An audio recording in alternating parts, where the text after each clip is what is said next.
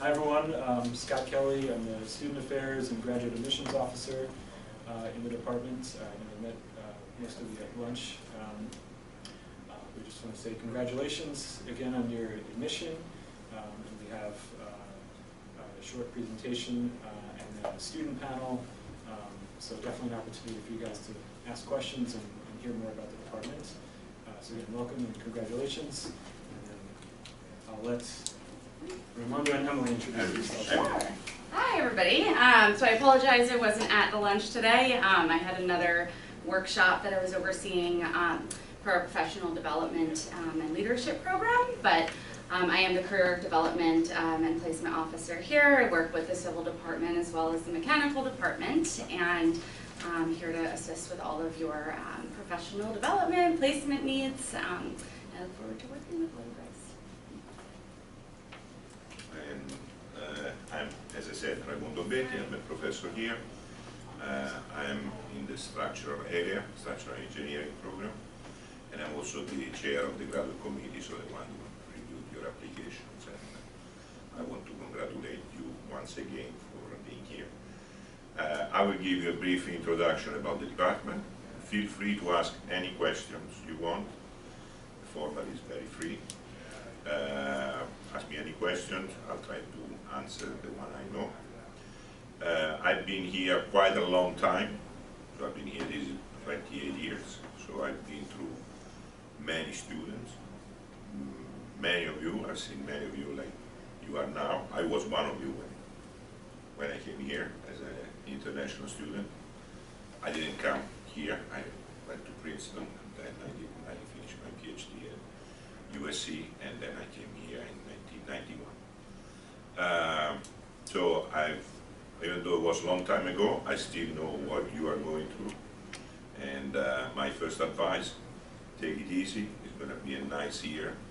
You will find there is nothing to worry about, and you will enjoy every moment of it. And we are a small department, and this is an advantage, because we are always open to the students. We always have the door open in case you have any question or any problem. Come and see us, and we'll be very glad to help you with other course material or other issues that you might have. Okay, so as a department, even though we are small, we offer basically 5 areas. Each one has its own strengths and its own interests, but this one not necessarily. These are areas just for your interest. You can fit your interest in more than one. It's perfectly fine. One of the main points of our master program is that there is no prerequisite. So you come here, you have to take 10 classes, and you are the one that, together with your advisor, once you come, you are assigned to a professor. And with the professor, you sit down and you say, I would like to take some courses in structures, and I would like to know a little bit about construction. I would like to know a little bit about geotechnical. What do you recommend? So each one of you will have 10 courses that are tailored to your interest. And these are the 5 areas that we cover. The biggest areas that we have are the one in structural engineering and construction management. Basically, 49% of the students go into construction management, 49% of the students go into structural engineering, and then the other 2% goes spread, some of them in geotechnical. And so these are the two main ones. But as I said, if you are interested in structure, for example, I always recommend that you take also a couple of courses in foundation, because a structural engineer has to know about foundation. You need to know also a little bit about construction, how it works in today's world with managing large construction projects and things like that. So it's better, even though you are a structural engineer, that you know a little bit about construction. And also, if you are interested in construction, it's also good that you know a little bit about structures. Just to have a feeling of what's going on in the design of a structure. You are not just act as a manager. So these are the 5 areas. As I said, you can pick courses from any of these areas, as long as you come up with a list of 10 of the courses that that we offer. That's enough material for a master degree. The department, this is a full-time faculty. That's me, and then we have all a lot of young new faces.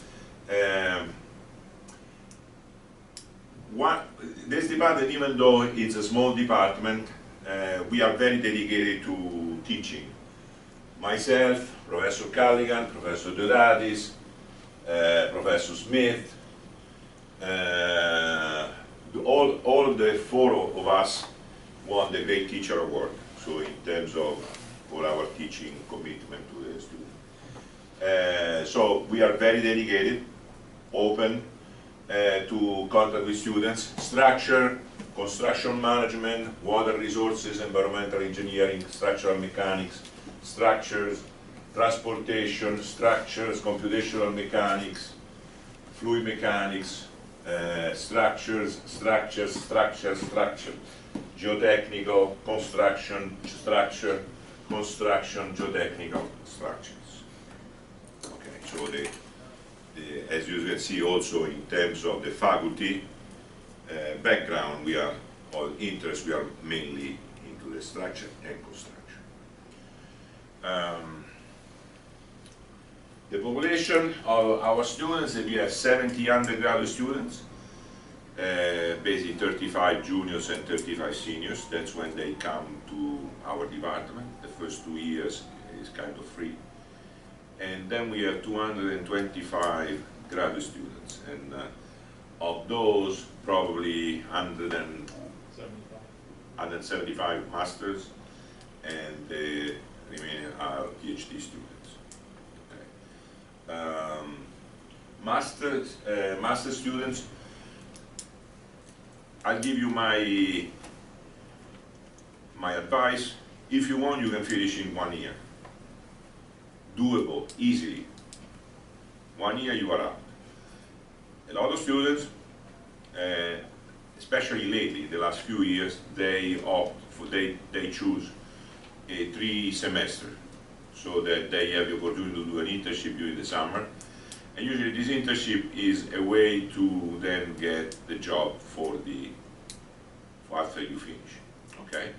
So it depends on how you feel, a point of view that, but to me, you can easily finish in 1 year, in 2 semesters, and start in September. By May you are out, you find a job, and it's easy to go. And I tell you, easy way to find jobs through some of the courses that we are offering. The graduate program, we offer Master of Science. We have also the offering PhD, and there is this Doctorate of Engineering Science. Is there anybody who is interested in a PhD here? Are you master leading into PhD, or master and then later on PhD? Master then PhD. Master then PhD. Are you an international student? Yeah. Okay, then I recommend you the PhD. The Doctor of Engineering Science is identical to the PhD, but it is organized by the school. PhD is organized by the university, is managed by the university.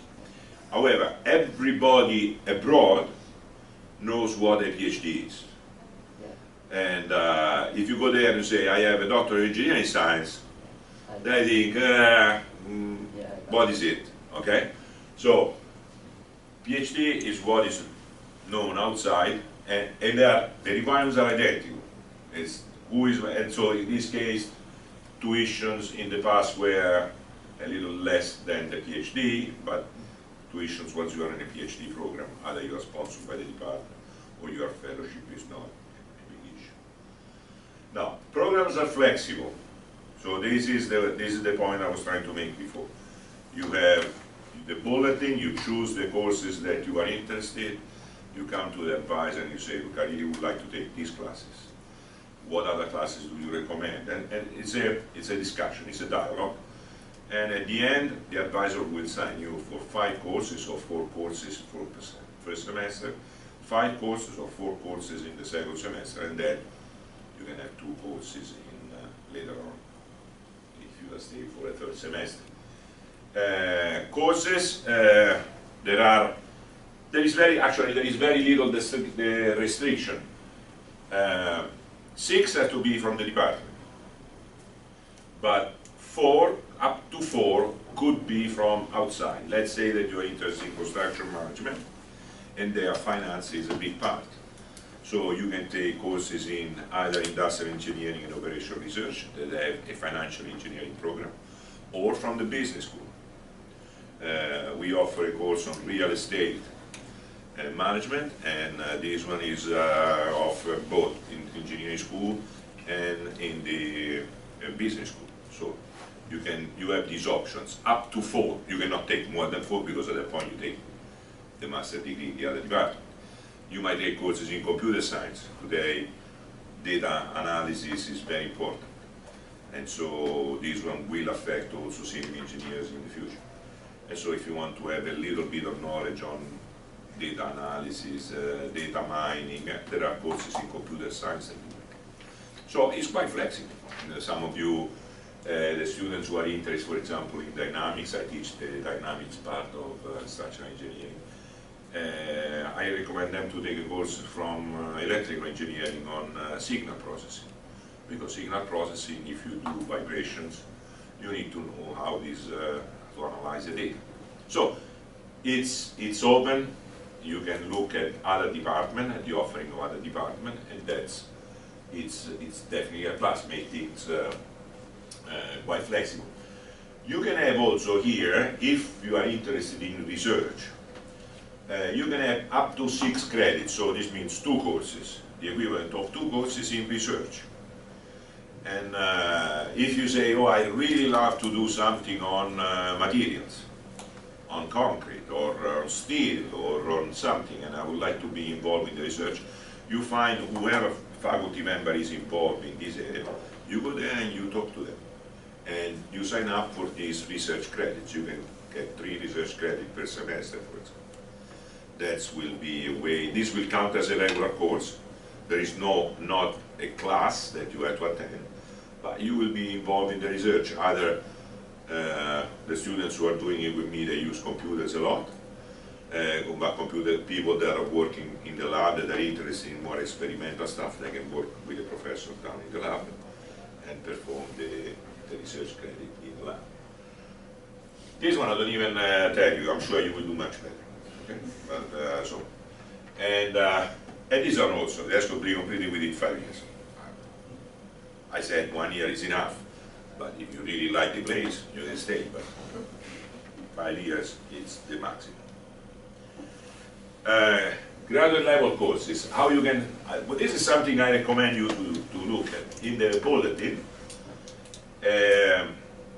try to look at the course offering. Course offering, you have to look only at the course number that starts with number 4 or higher.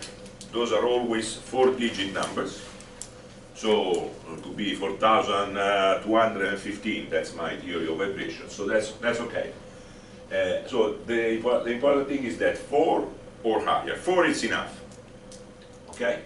Then there are it's a 4-digit number, and then there is an X or a Y. X is offered in the fall semester, Y is offered in the spring semester. Okay? CIEN stands for civil engineering, so any of those courses that have this label are offered from the civil engineering. If you are interested more in a theoretical part of civil engineering, you can also look into the engineering mechanics track. The engineering mechanics track is a track that is recommended for those who are interested in doing for PhD, because this one you start building more on fundamentals.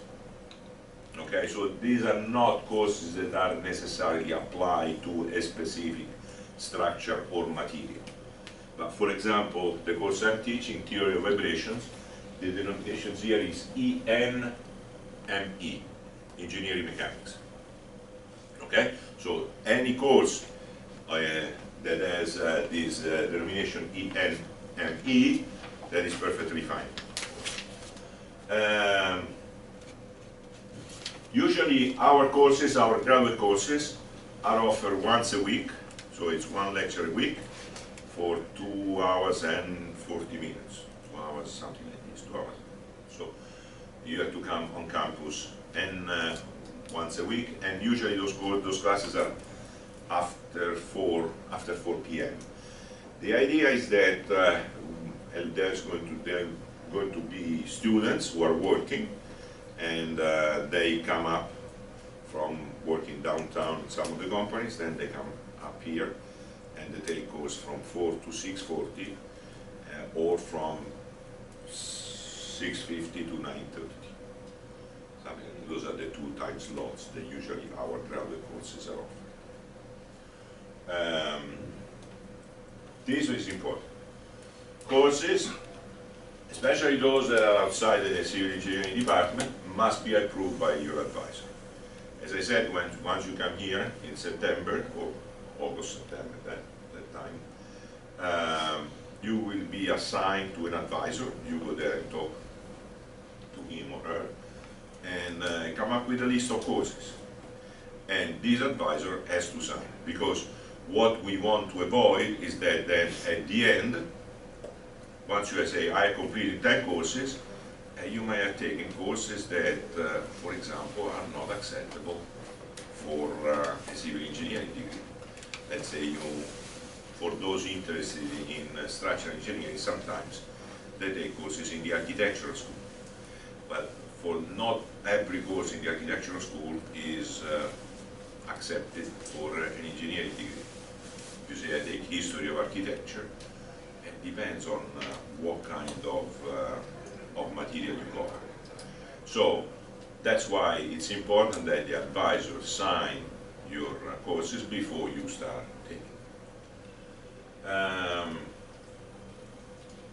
That's basically it about coursework.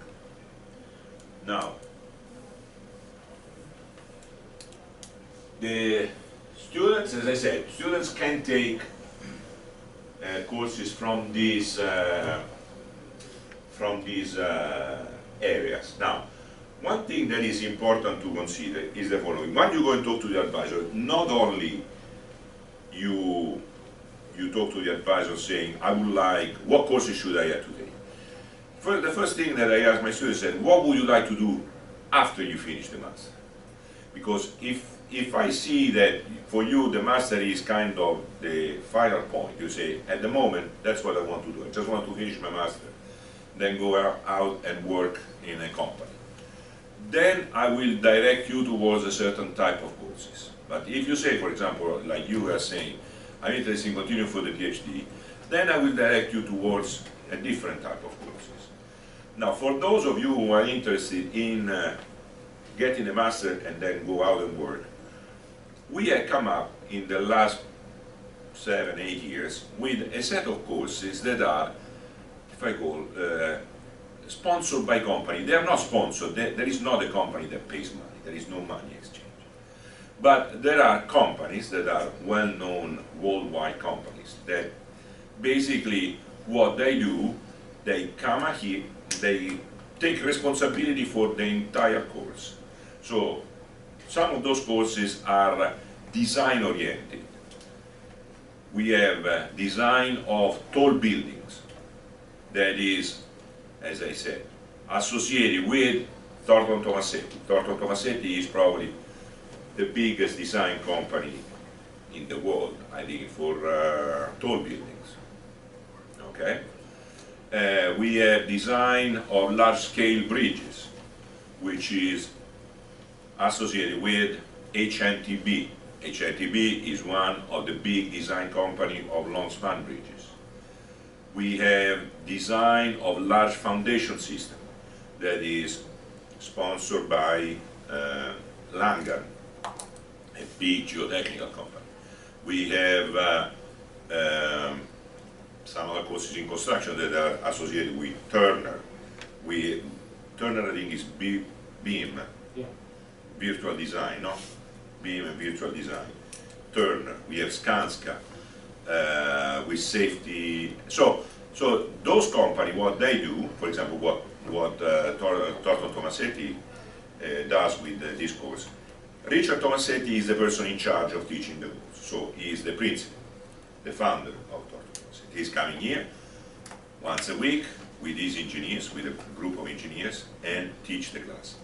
Then what they do, and these courses are focused on design. So the product of this course will be at the end a project that they have already designed somewhere, so a tall building that they already designed somewhere, and the students will be looking at different alternatives. So let's say that they designed this tall building in Singapore with steel. So a group of the students will look at reinforced concrete, designing the same building with reinforced concrete.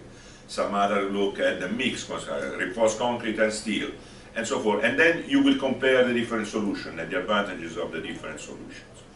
Students will be working in groups. And the advantage of having these people involved, these people, that they see you at work.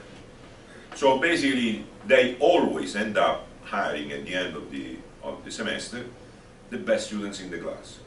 So this is an opportunity for you, first of all, not to get involved with a professor that does only partial differential equations, but to be involved with professionals that are dealing with the matters that you are interested in from the beginning. And so they give a different feeling to the course, but it's also a good opportunity for you to expose you to them and make sure that then at the end you are the best of the class and they hire you. So, and we will have plenty of those courses. We have about 6 or 7 of those courses that can be of interest to the students. If instead you come to me and say, no, I'm looking at my master, but just as an intermediate step to the PhD, then I will not advise you to take any of these courses. Because these are, if you're interested in a PhD, are completely useless. Okay? So what you have to look at math, you have to look at chemistry if you are interested in material, you have to look at, it's a completely different selection. But if you are interested, you will find a set of courses that fit your interest. That's the advantage. There is no prerequisite, no one comes in here, you have to take the course in vibration. If you're not interested, you're not interested. You're not taking. Big thing. Now, for an international student, I let Scott talk about it. Although I was an international student, and I know what the international students are going through, and I can guarantee you international students will do great. Okay, we just want to hit on a few points here for international students. So at Columbia, the requirement is that to be full-time, students have to register for at least 12 credits per semester. For international students to be full-time, so that's 4 courses or at least 4 courses in the first 2 semesters. And then international students can be part-time in the 3rd semester if they're finishing up 1 or 2 courses. We can do that, so they can take up to 3 semesters to finish the degree. The other bullet point here is that international students are eligible to work off-campus full-time after completing their 2nd semester of study. So a lot of students will start in the fall, take 4 courses in each of the first 2 semesters, and then do a summer internship, which they can do full-time, and potentially continue that on a part-time basis in the 3rd semester. For international students who are coming from another school in the US, there is the opportunity to transfer your I-20 from that school, and you could potentially work off campus part-time starting in your 1st semester. So we just wanted to let everyone know about that. Okay. Then I think the next is what I was basically telling you. These are some of the companies that are associated with the department and they offer courses. I mentioned Dr. Tomasetti, I mentioned HMTB, also I mentioned Langan. Cowie is a big company for suspension bridges. So this one is a big company. Turner Construction Company, Skanska also, STV, Structural Engineering Company. So these are the best professionals you can hope to get in touch with during your student career. So I think it's a big plus of our program. And then we have career development, where instead Emily can tell you everything. All right. So I know I had a chance to briefly introduce myself, but just once again, I do career and professional development for the department. So we'll be working together quite a bit. So is anybody in here working already, or are we all going to be looking for I'm full-time? gonna be part-time. Okay, Yeah. good, nice. Everybody else? All right, cool. I'm considering taking a position, Okay. but. Either way, I'm still here to help. Do you know where? Where are you working? I'm gonna be at CME Associates in New Jersey. I could either do an appraisal company here, Metropolitan Evaluation, or a Heinz in property management. All right. So yeah, I mean, either way, again, I'm here to assist. It's just always nice to kind of hear what people are doing. And even if you are looking to go for a PhD, I'm also, absolutely here to assist with questions and assistance with that. So first and foremost, as I kind of mentioned before, I was coming from a workshop with our professional development and leadership program. So all new master's students are required to take this course. It is a very fun course, I promise. There's a lot of really good information, a lot of things you probably didn't even realize that you needed to know when it comes to professional development. But this course basically gets you ready for the recruiting that happens, which happens very, very soon in the fall. So once you start on campus, you've got a million other things going on. So we actually have the 4 sessions of this that start before the semester. So it's the week leading up to the start of classes. For those of you, again, who are working full-time, we can discuss other options or, yeah. So my services here, so obviously career counseling, so everything from just, general career counseling to next steps in your interview process, salary negotiations, you name it, I'm here to assist with that. Resume and cover letter reviews, we'll start working together quite a bit over the course of the summer. You'll get some emails from me. There's a assignment of sorts, which is, we call it the career assignment, summer assignment. My chance to get to know you guys and kind of get a feel for what you're looking to do in the industry, where your interests are, your previous experience, your strengths, and also get started on the resume and all of that. Professional development workshops, we do have a lot of partnerships in the industry, whether it be through companies or through some of the organizations, ASCE and some of the sub-organizations with them. They do often host workshops on campus, or we've had students actually go to, different offices within the industry to do resume workshops or interview workshops with them. So our employer partnerships, so I know Professor Betty had a chance to kind of go into some of the faculty that are also working in the industry. We have a lot of other wonderful partnerships within the industry. Our alumni are a huge resource.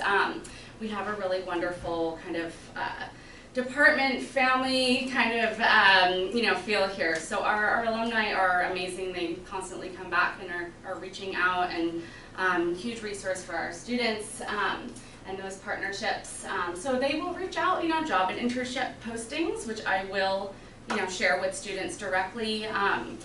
There is a central kind of career office and a central job board. However, the reason I am here is to kind of have a direct and sort of targeted approach for our department. So those positions often are, positions that are only shared with the civil engineers.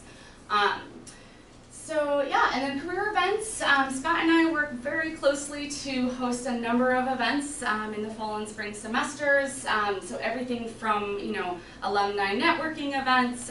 We had a speed networking event recently. We have a really enjoyable panel event that happens in the fall. The internship, or the job and internship fairs, there is a engineering career fair that happens in the fall as well. And so, yeah, we assist with referring employers to that. It's, ideally, or it's in whole run by the CCE, but we do also refer employers there. And then there are a lot of information sessions, so employers will come on campus and talk to you about what it is that they do and what their recruiting practices are like, positions they might have available, company culture, and it gives you a chance to also network, possibly submit a resume there on the spot. So that's a little kind of overview of that.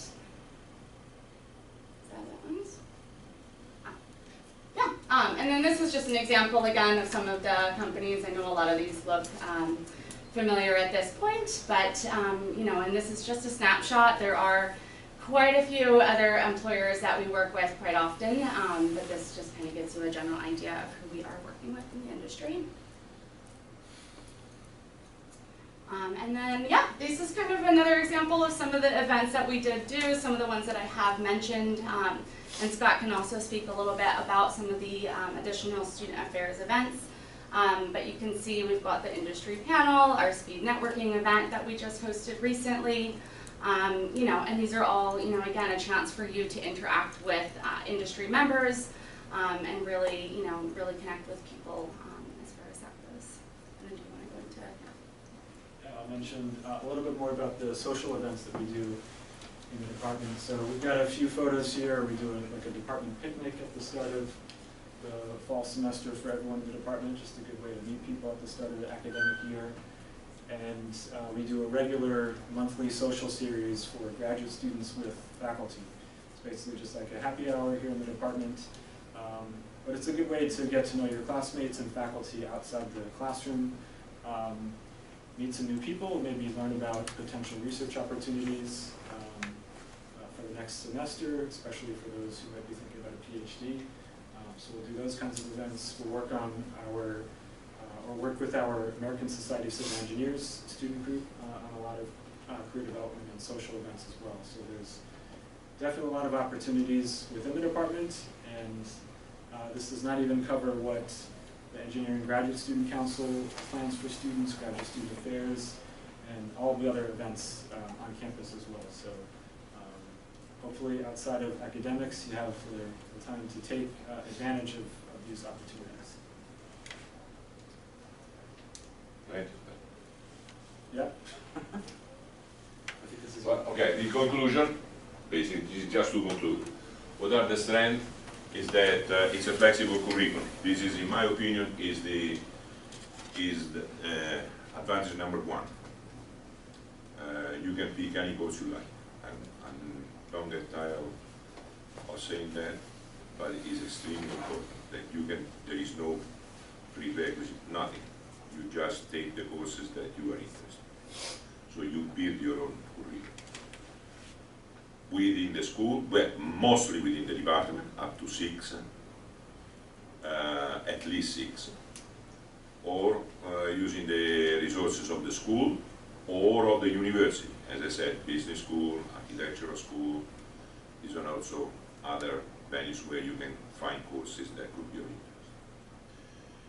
interest. This, for those of you who are interested in a more practical aspect of the master, we have these unique tailored courses that are industry oriented, and they are offered by the professional in the field, the best professional in the field. So you have an advantage of being in contact with them. At the same time, for those of you who are interested in research, we have very good people here that are working in research in different fields, so you can be involved with them. The career development program and services are excellent. All our students basically have a job after they finish. Am I overstating? No, I don't think so. I think that's the truth. And we have people that these professionals, when they come here and teach, some of them are our ex-students. A lot of, if you go to Thornton Tomasetti, basically we call it the downtown branch of Columbia University, because half of the people there are from our department, our graduates. So when they come here, and always around this time of the year, hey, do you have any new graduate students that we can hire?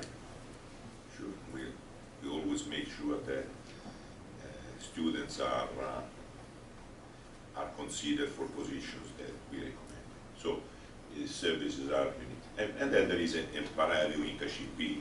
The advantage of being in New York City is that you have a lot of companies. Like here, they have headquarters, they have offices, and you can choose plenty of opportunities. So it's an exciting time for you. You have to work hard. I'm not saying that everything is. I'm not a Scott that arrange for social events. I am on the other side of the barricade.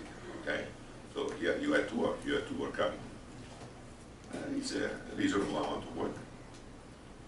I'm sure you will do fine, and you will be able to balance the two. And so during the summertime, you can get an internship in one of these companies and enjoy the working life a little more.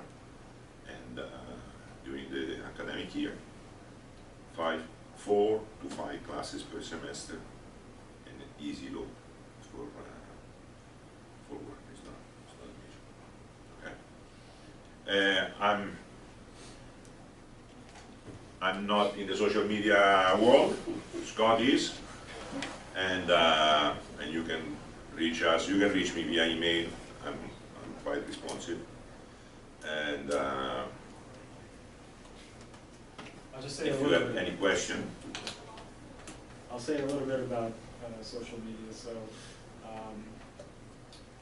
we do have Facebook and LinkedIn groups for the department. So Emily and I will post photos after events or notices about upcoming events. The LinkedIn group is a good way to connect with alumni from the department. So we have both alumni and current students in that group. Just some ways to keep in touch about what's happening, and as alumni, to also keep in touch with what's going on in the department too. I want to thank you and congratulate again. So that, yeah, we'll take a couple questions before the student panel. Yeah, so online there was a 6th concentration, which I didn't see, forensic structural engineering, which I was interested in. Forensic? Yeah. No, there is. Oh, okay. Well, there are 3 courses, 4. mainly, 4 courses. 4 required courses. We'll address that now. I guess the instructor who was one of our adjunct instructors, that's his area, forensic structural engineering. He teaches 2 of the 2 structural courses, required courses in the concentration. Unfortunately, has some health complications, so he will not be teaching. I don't think he'll be teaching again, unfortunately. Really? Unfortunately. Are they? Yeah. So he, we've looked for replacement instructors. The areas are so specialized in that field that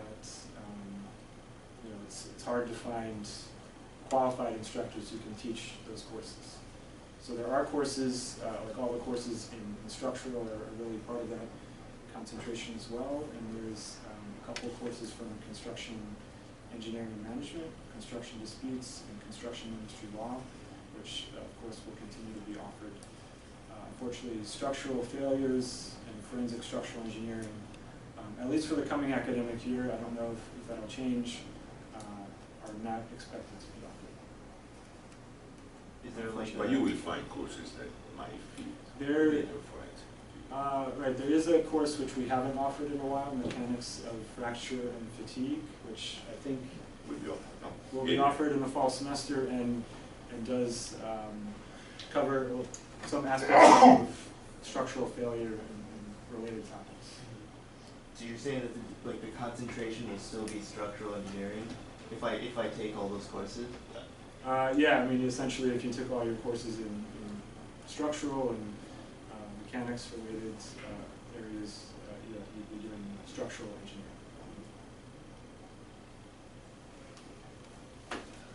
What's the breakdown of like international versus like national students versus like people from like New York area or? I would estimate it's about, let's say, about 1/3 U.S. students, probably 2/3 international. We do have like a couple of our undergrads who stay in complete the master's degree, and some students from other schools in the area, and then we have a good number of students who come from outside of the New York area, from other schools in the U.S. For the master's program. And then we have a lot of students from abroad, so just this year, off the top of my head, we have students from China, India, Italy, Peru, Thailand, I think, all around the world. And that's just within our department. The whole engineering school has a very diverse student population. I think we have one back there. So my particular focus is in environmental and water resources. So I saw that online there were about 6 or 7 courses, but I only saw 2 faculty that were kind of related to that. But those are full-time faculty. Okay. And the only thing I was kind of curious about is what the difference is mainly between the civil engineering water resources versus the earth and environmental engineering water resources. Okay. So we have a separate department, the Earth and Environmental Engineering Department here at Columbia. Most of our students who are coming into the department to do water resources, I would say, are coming from civil engineering undergraduate backgrounds, rather than, say, Earth and Environmental Engineering. The thing I will mention, and Professor Betty mentioned this about the course requirements, that you have to take at least 6 from our department. It's a little more flexible for students doing the water resources track. So we would consider our department and Earth and Environmental Engineering as essentially one and the same. So you would take at least 6 from within those 2 departments. And so there are a number of courses through our department that are cross-listed with Earth and Environmental Engineering. And then a number of courses that they offer are the same. And then we have students who take courses from Earth and Environmental in like management of water systems. There's also the possibility of looking outside the department, maybe at Earth and Environmental Sciences. We've had students take courses there. So that Earth and Environmental Sciences is different from Earth and Environmental Engineering. It's part of the college. But that's a little bit of the distinction that I think you're asking about. Okay. As an international student, would my visa work for working during summer? The summer after your... Yeah, if I take the year-and-a-half program. Right, so like I said, once you finish 2 semesters, you're eligible to work off campus. So you can intern full-time during the summer. In your 3rd semester, you could intern up to 20 hours per week off campus. But my visa status stay the same. Right, but your I-20 goes through December of 2020. So You'll it's... apply I for will like have a certain kind of, it's a work authorization, CPT authorization, which, to do the CPT, you need to be enrolled in like an internship class, basically, earning a credit. So, yeah, we'll guide you through that whole process, but, and it's very simple. But rest assured, you can But yes. work off campus after finishing 2 semesters. Okay. And if I there's a Mexican government scholarship in which I would have to return 6 months at least after graduation. Do you think if I have already a relation with a company and then I go back to Mexico and then return, do you think that would? That's probably something we should discuss offline, I think. Okay. And there's And probably a possibly lot with of... the, International Student with- Scholars Office, just to Oh, make sure you're oh, fully should I- familiar with that. But, We yeah. can talk after this. Okay. Okay. Yeah. I think we'll leave it there, and then we're going to have some current students come in and answer questions for 15 or 20 minutes. So you'll have an opportunity to ask them a few more as well. So thank you again, and Thank you. congratulations again. I'll see you in September.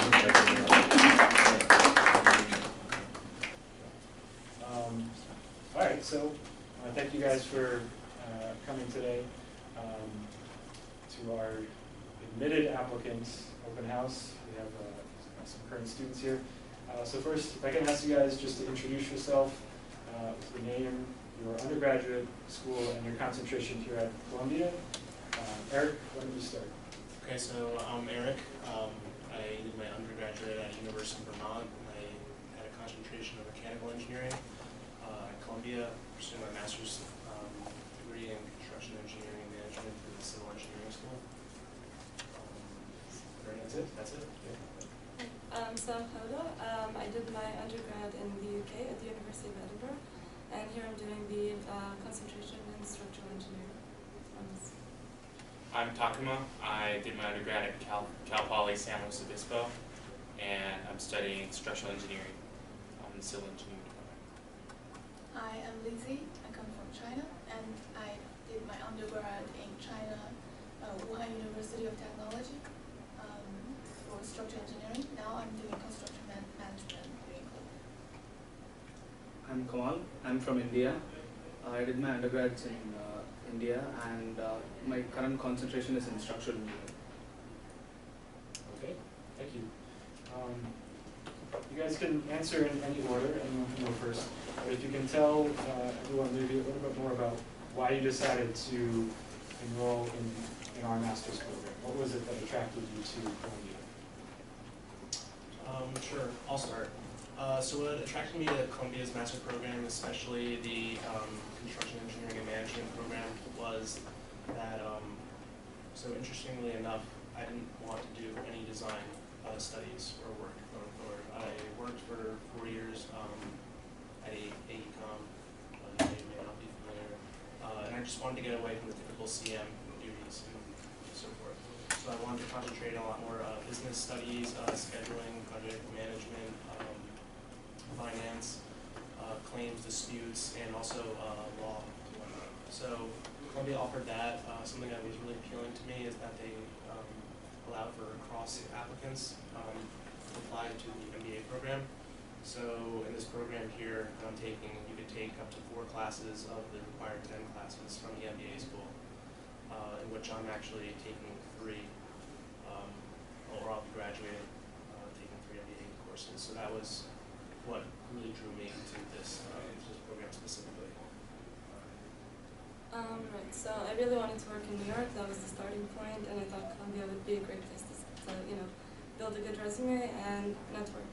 And honestly, I think so far the best thing about Columbia is the network that you build when you start, studying here, whether it's the professors or all the networking events that we have throughout the year. And you get access to a lot of companies, you get exposure, and eventually your resume is really something you're proud of. And I think this is why I chose Columbia. Yeah, I think to build off of her, I think New York was a big appeal to me, and the wide range of opportunities in the city. And another part was the curriculum here, how flexible it is. You're not tied down to a path that's given by the department. You can take a wide range of classes even outside the engineering department, which I do. You could even do research even if you've never done it, which I do. And that sort of flexibility makes my time here enjoyable. Yeah, for me, New York City is also one of the main reasons I chose Columbia. And also because I know if I choose Columbia, I'm going to be friends with Columbia students, and all my classmates are going to be very good. I can actually learn a lot from them, also professors and alumni. For me, I would say the coursework. Most of the courses are actually taught by professors from the industry. So actually I'm picking a course currently that's taught by Langan. That's a geotechnical and environmental engineering related company. So it's all the professors are from this company. So the class is more or less feels like a discussion rather than like a general coursework thing. So it's really interesting. It's informative. You get informed about the industry. So it's really nice. By the way, if anyone has a question, feel free to raise your hand. I have a few here. But if you do, raise your hand and you can ask that question. Can you guys maybe talk about maybe a particularly memorable class-related experience, like a guest speaker or some kind of project, anything like that? Sure. So there's actually, so it's hard to actually just pick one. There's been a lot of memorable events. I guess some, for me personally, and generally speaking, like just for example, throughout multiple classes I've taken here so far, you get a lot of guest lecturers that come in, you know, who are working in New York City, and those are great, times to, if you're interested, reach out to them, connect with them, tell them that you're interested. You're probably gonna be looking for jobs, and they're looking to bring on, some, new employees that are interested and want to be there, and also, from a talented school. So I thought that's how actually I got my job. I'm going to be working with Oregon going forward in June, because they were a guest lecturer in one of my preventions disputes and claims class, and so I thought that was really cool. Furthermore, Columbia provides a lot of opportunities to network, not only with alumni who are now working in the local area, but also with your colleagues, and I think it just gives you a good opportunity to get to know them really well, to be able to reach out to them later points in life, job, professional, or whatnot. And I just really appreciate that, and I think it really made the experience well-rounded. So for me personally, because I have a concentration in structural, I was lost between buildings and bridges, and here you can really get exposed to both. You can try both, see what you like more. My favorite one was the design of large-scale bridges, and it's really taught by a top engineer in the field, and you learn so much just by being in the class. The whole class was a project, so all the lectures, you were just working towards a project, and you went through the conceptual design, detailed design, the whole thing. So in the end, you had a product that you were really happy with. The hours we spent working on the project, it's really a bonding experience with all the people with you in class, and it was really a memorable one. And this is also how I got my job, technically, by just interacting with that professor, and so it's a good experience. For me, I think, mainly interacting and networking with meeting different professionals in the industry. Last semester, I took a class of forensic engineering with Paula and Lizzie Ruffin, and we Skype called the head investigator for the Genoa bridge collapse. He's an Italian structural engineer, and he was telling us face to face, the collapse mechanism and things that weren't out in public yet either. And that's sort of something very special that Columbia offers. Yeah, like Eric said, there are lots of memorable moments. The most recent one, I think, was yesterday on my entrepreneurship class where we did a simulation. So the students were divided into three groups, founders of a startup company, and then investors and employees. So the founders have to attract employees to hire them into the company, and then they both have to attract investors to invest their money in the company. So we need to negotiate money and stuff, and the shares of the company. It was very messy on the class, but it was interesting. For me, I would say about a class that I picked last semester. It's called the Multi-Hazard Design of Structures. And in the very first class, they actually talked about the reasons behind the World Trade Center's collapse. It was actually really sad even, but it's really amazing how we can recreate something using software. And it was really interesting. Any questions? So what percent of your classes, I guess, are they more project based, are they more exam based, or how big are they usually? Are you asking specifically the structural? Sometimes it differs. I guess more toward the structural people. So there's a lot of design classes, so like concrete, pre-stressed concrete, steel. These are usually, you have a final midterm. Then you have the project classes, which is like the bridge class, and then you have the tall scale buildings. So these are technically just project based. So really depends on what you pick, and you can pick anything. That's the nice thing about it. Do you mind, Eric, do you mind just elaborating on your your dual experience with the MBA program. I don't think I understood. Yeah. Did you apply to the MBA program simultaneously with the civil engineering program? No, so I was admitted to the construction engineering and management program, and within that program, you're able to cross-apply to the MBA program. Let's clarify that. You can take courses in the business school. That's what I know. You're not applying to. Well, you applied, okay, sorry, they call it a cross-applicant, isn't it called? Cross-registration. Cross-registration, So, excuse me, Scott's correct, yes. And so I'm not a member of the MBA school, but I do take MBA courses, and I do get credits for those, which count towards my degree at the civil engineering school.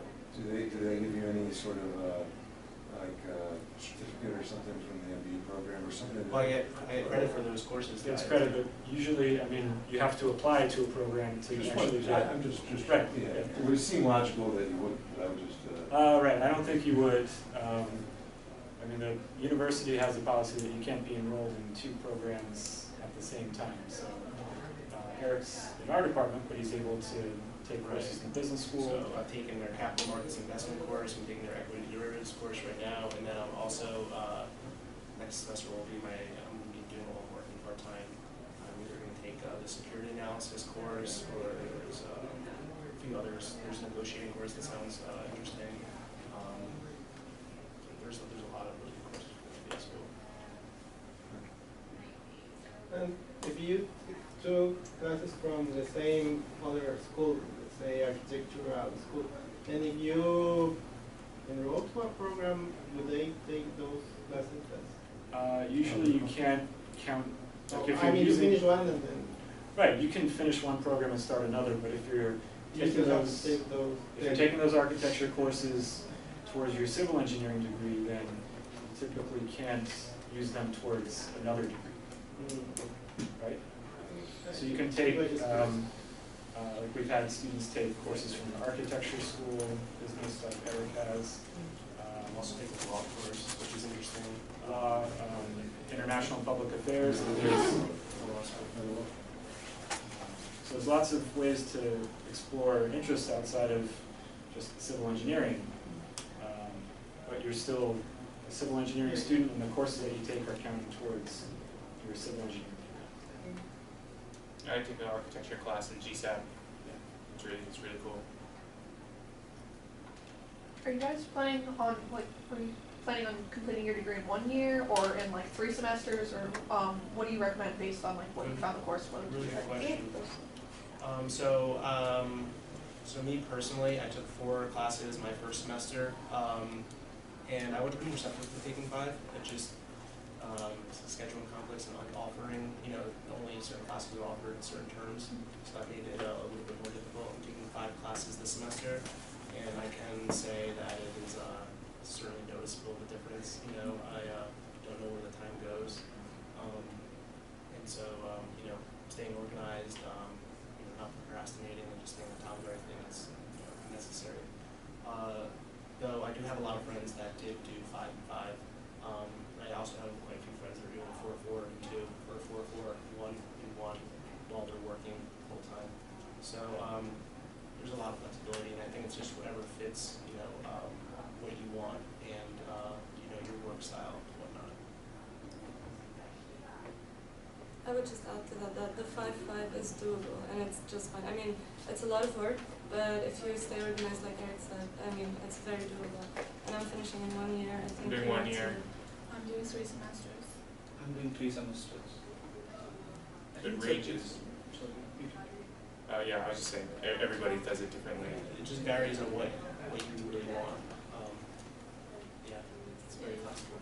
If you're doing 3 semesters, it's better for you to, find internship and everything. And if you're doing 1 year, just go for a full-time job.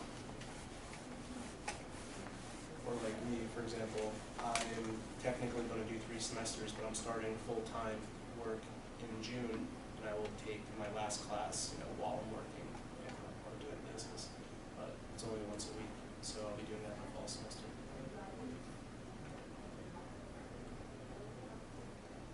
Let's talk about student life outside of academics. What do you guys like to do, or what do you like to do outside of your time in the classroom? So I like starting my mornings off at the Dodge Fitness Center, You know, it's a very humble fitness center. Has their necessities, but there are so Columbia also offers a lot of classes there if you're interested in that, like yoga and whatnot. Different types of aerobics fitness classes. They have squash courts. They have swimming. They really have something for everyone. They even have rope climbing.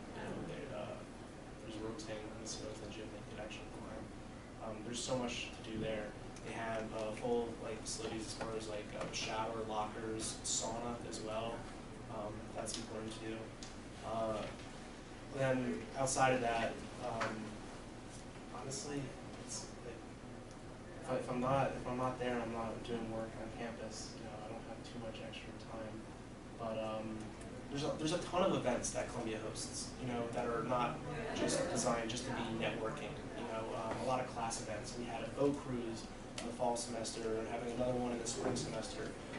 Just last week they had they rented out a rooftop bar in Midtown where they serve food and drinks, so on and so forth.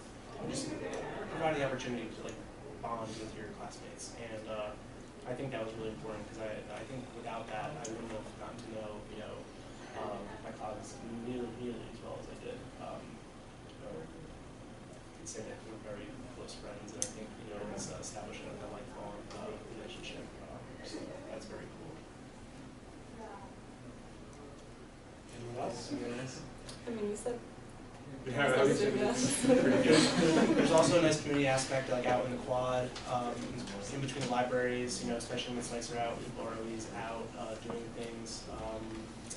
Let's see. Yeah, but even outside of Columbia, there's so much in New York City, just Right. stuff you could do, going to museums.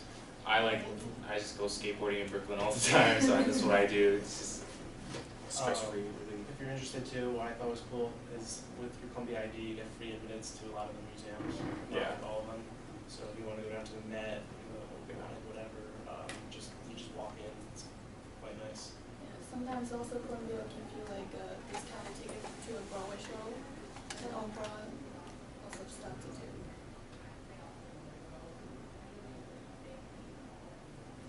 Any other questions? Okay, I think we're going to end it there. So I want to thank you guys for chatting today and answering some questions. Thank you again. And again, to you guys, congratulations. We certainly hope you'll be joining our department in September. Thank you.